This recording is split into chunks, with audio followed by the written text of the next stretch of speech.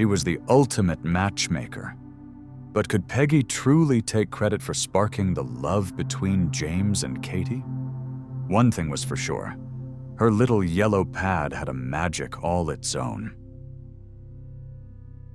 Welcome to Sleepy Stories, Midnight Tales, your go-to audiobook channel for heartwarming romance, thrilling adventures, and lighthearted humor. If this is your first time here, don't forget to hit follow so you never miss out on another great story. And once you've finished listening, be sure to like and share with your friends. It helps support the channel and keeps the stories coming. Happy listening.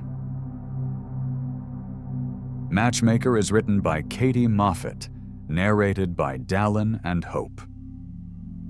Matchmaker, matchmaker, make me a match. Peggy hummed the little tune as she wrote down the names of two people she knew from church on her yellow pad. She loved being able to put two people together that didn't seem like they would even like each other. Peggy thought of Katy and her husband, James. She managed to get those two together, and it wasn't easy. James was very stubborn when it came to be willing to be matched. It was, actually, his son Jeremy that helped to get Katy and James together. This all began at a very large Baptist church in Houston, Texas. There were two single groups. One was for the people that had never been married, and the other group were for another group who had been married before and had gotten a divorce for whatever reason. James had dark hair and hazel eyes, and was working as a security officer at the time. He hadn't been divorced for very long, but it was a bad breakup. He was able to see his son every other weekend as long as he wasn't working. Peggy would see James at church, and she remembers hearing him say, "The only way I will ever get married again is to see a burning bush on I-10 at high noon."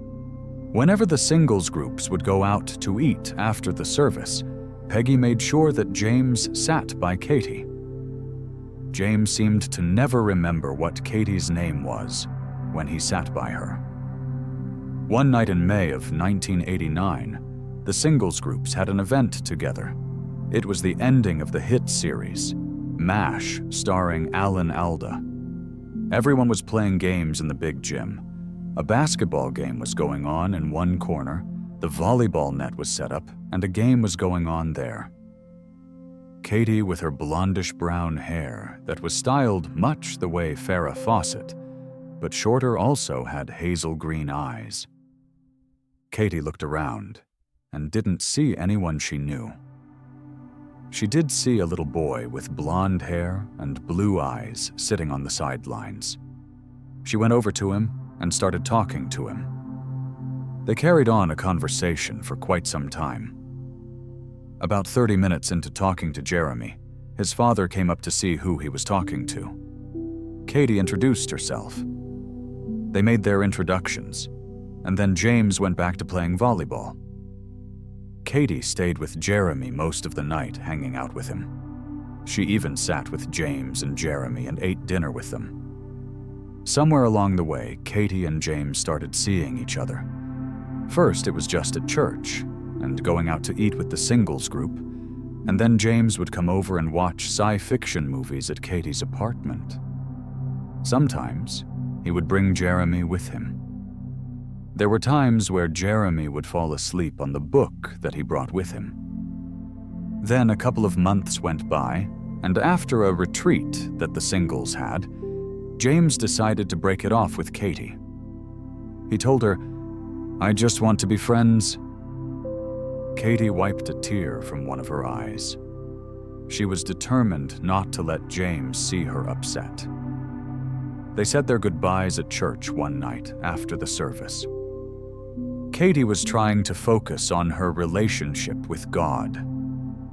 One day she was reading a passage, and the scripture basically said, "Wait on the Lord, and good things will come." So Katy focused on work at Foley's and reading her Bible. She hadn't heard from James in about a month. Then her phone rang, and a little kid's voice said, "Miss Katy?" It was Jeremy calling Katy. "I miss you. Can you come with me and my dad to go to Galveston?"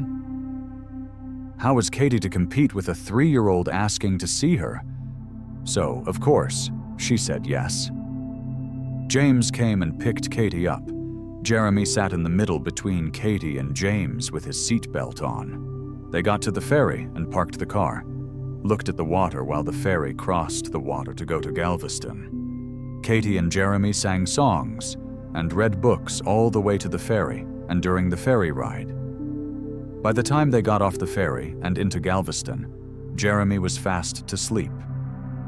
This forced James and Katy to talk to each other. They decided that day, on October 29th, 1989, that they would try again when it came to their relationship. By December the 19th of 1989, they were engaged. Peggy thought about it.